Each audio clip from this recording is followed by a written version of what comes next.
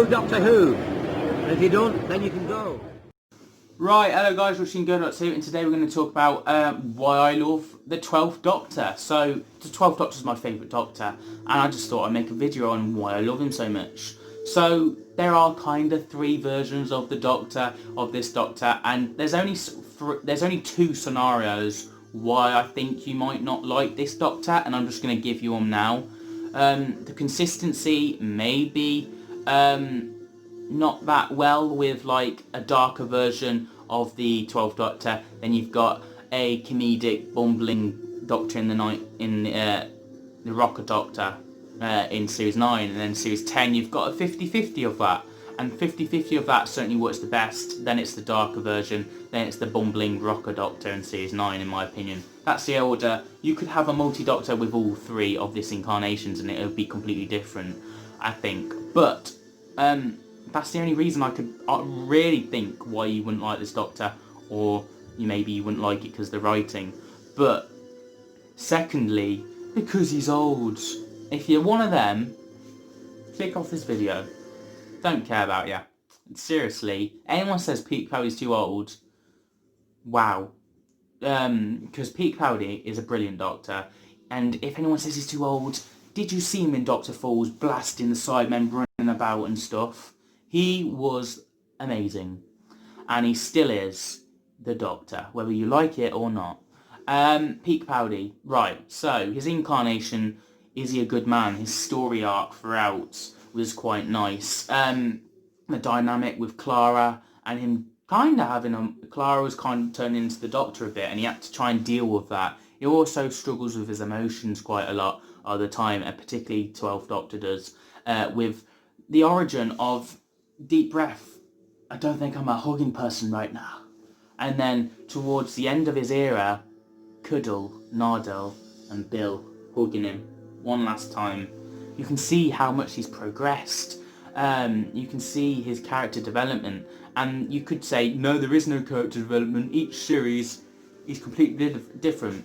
I can kind of see that. I kind of get your point with that, but I kind of think in my logical head, we just didn't see that exact progression on screen. I think off screen. And I think Titan Comics, if you read them, you kind of see the change in Titan Comics. So I think they do the justice for that. And they do series 8 with Clara, and then they do companions for the midway of series 9, where he didn't have any companions for a while. Dr. Mysterio and Husbands of River Song, he didn't have a few, so he had some comic book companions, and you've seen the progression throughout that. And then you got series 10 Peter Capaldi, which they did as well, and you can see the different takes Titan Comics does with the 12th Doctor.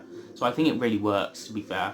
There's my justification of it. So let's talk about what I love of him. I really love his Sonic. His Sonic is pretty much my favourite Sonic. His TARDIS console is the best TARDIS console. I think it suits his Doctor so well with the books as well, and the format and the chalkboard, but also they're sci-fi and spacey, and I think that works. His costumes constantly change, which nowadays we don't get any of that with Jodie. She gets a few variants, and we never got that really with Christopher Eccleston, David Tennant or Matt Smith really. We got a few variants for each Doctor, but not every so often. Each series he changed his costume so much, the 12th Doctor did. I think that works as well, makes it more realistic with certain scenarios. Also we got him being Scottish. I think that works quite well, making it his own, suiting it, but you can also see other Doctors in him. I can see the first Doctor in him. I can see John Pertwee's mannerisms with him. I can see the references he does with "Would you care for a jelly baby?" or "Aikido, hi!"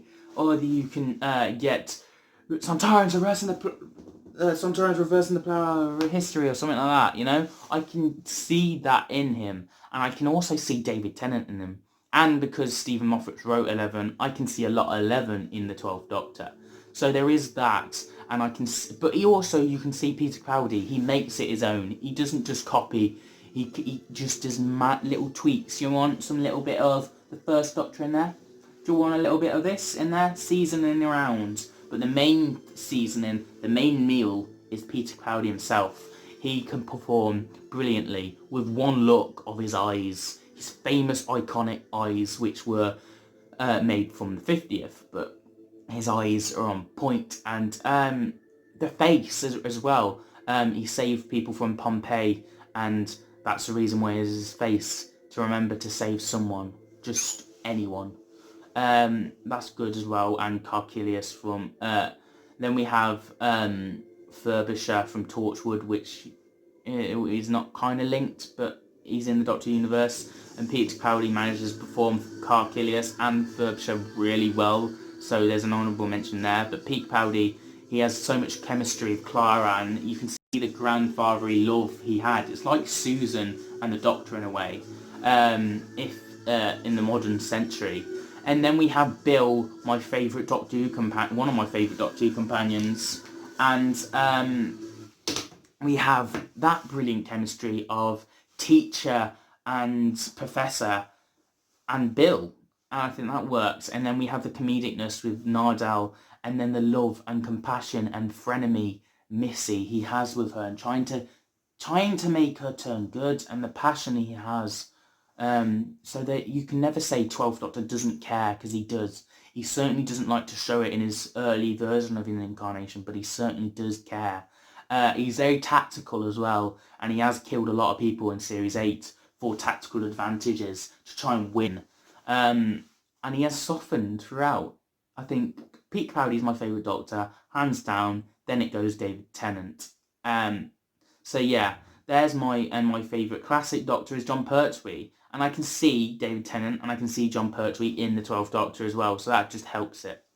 So yeah, and I think the villains he's faced, 12's done pretty much well, hasn't he? He's done Zygons, he's done Daleks, he's done Cybermen, he's done Master, he's done John Sim Master, he's been on Gallifrey, he's been on Skaro, he's done Time Lords, he's done Rassilon. He's done a glimpse of a Weeping Angel, if you can count that. I wouldn't probably count that, but you know.